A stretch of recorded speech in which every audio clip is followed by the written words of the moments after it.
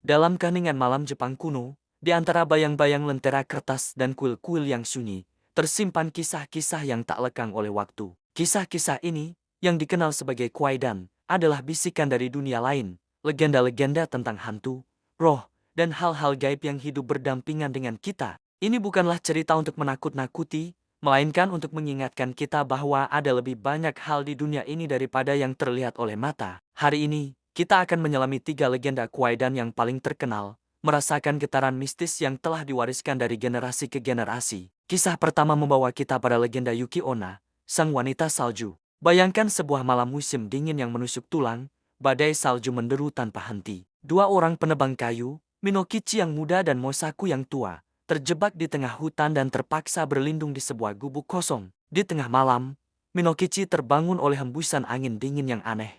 Di hadapannya berdiri seorang wanita cantik dengan kulit seputih salju dan rambut hitam panjang. Dialah Yuki Onna. Dengan napas bekunya, ia mengambil nyawa Mosaku. Namun, saat ia mendekati Minokichi, ia terpesona oleh masa mudanya. "Aku akan membiarkanmu hidup," bisiknya, dengan satu syarat, "jangan pernah ceritakan pada siapapun tentang apa yang kau lihat malam ini." Tahun-tahun berlalu, dan Minokichi mencoba melupakan kejadian mengerikan itu. Suatu hari, ia bertemu dengan seorang gadis jelita bernama Yuki. Mereka jatuh cinta, menikah, dan hidup bahagia dengan 10 anak mereka. Yuki adalah istri yang sempurna, namun anehnya, ia tidak pernah menua sedikit pun. Suatu malam, sambil menatap wajah istrinya yang bersinar di bawah cahaya bulan, Minokichi teringat pada wanita salju. Ia pun menceritakan kisah pertemuannya dengan roh itu di gubuk tua. Seketika, wajah Yuki berubah. "Orang itu adalah aku," serunya dengan suara yang dingin menusuk.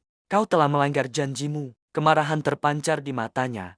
Namun saat melihat anak-anak mereka yang tertidur pulas, amarahnya mereda. "Aku tidak akan membunuhmu demi mereka, tapi kau harus merawat mereka dengan baik." Dengan kata-kata itu, Yuki Onna meleleh menjadi kabut es dan menghilang selamanya, meninggalkan Minokichi sendirian dengan penyesalan yang abadi. Selanjutnya, kita akan mendengar gema nyanyian dari legenda Miminashi Haichi, atau Haichi si tanpa telinga. Haichi adalah seorang pemain biwa buta yang tinggal di kuil Amidaji. Bakatnya dalam menyanyikan kisah Haik, sebuah epik tentang pertempuran dan Nuura, begitu luar biasa hingga suaranya seolah mampu membangkitkan arwah para samurai yang gugur.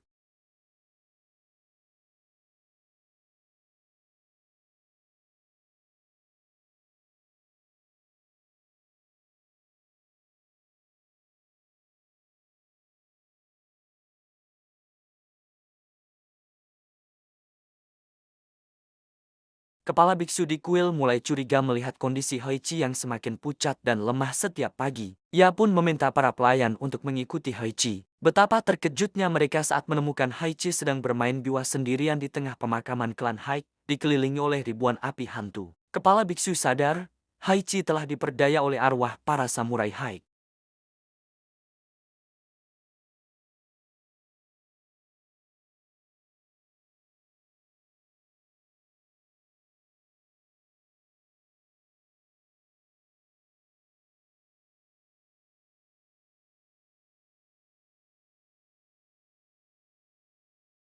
"Tuanku hanya menginginkan telinga untuk mendengar nyanyiannya," seru arwah itu, lalu merenggut kedua telinga Haichi. Haichi selamat, meski harus kehilangan telinganya. Sejak saat itu, ia dikenal sebagai Miminashi Haichi, dan ketenarannya sebagai pemain biwa justru semakin melambung. Kisah terakhir kita adalah tentang kesetiaan yang melampaui batas kehidupan, dalam legenda Cawan Nomor Naka, atau wajah di dalam cangkir teh. Seorang samurai bernama Sekinai sedang beristirahat di sebuah kedai teh. Saat ia hendak meminum tehnya, ia terkejut melihat bayangan wajah seorang pemuda asing yang tersenyum di dalam cangkirnya. Tak peduli berapa kali ia mencoba, wajah itu tetap ada di sana. Merasa terganggu, Sekinai pun meminum teh itu sampai habis, menelan bayangan wajah tersebut. Malamnya, saat ia sedang berjaga, pemuda dari cangkir teh itu muncul di hadapannya, menyebut dirinya sebagai Shiki Buhenmi. 3 pengikutnya kemudian muncul, menantang Sekinai bertarung. Sekinai berhasil melawan mereka, namun saat ia berbalik, Shiki Buhenmi telah menghilang.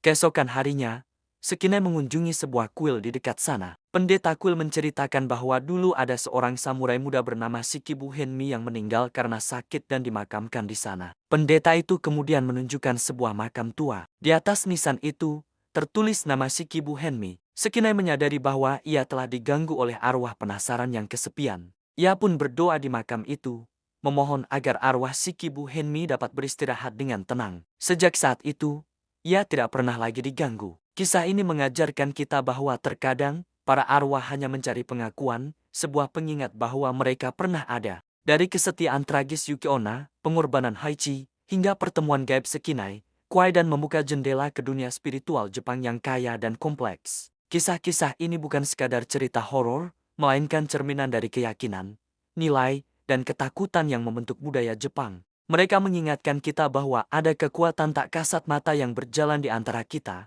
dan terkadang yang mereka inginkan hanyalah untuk didengar. Terima kasih telah menemani perjalanan ini. Jangan lupa untuk subscribe dan sampai jumpa di kisah selanjutnya.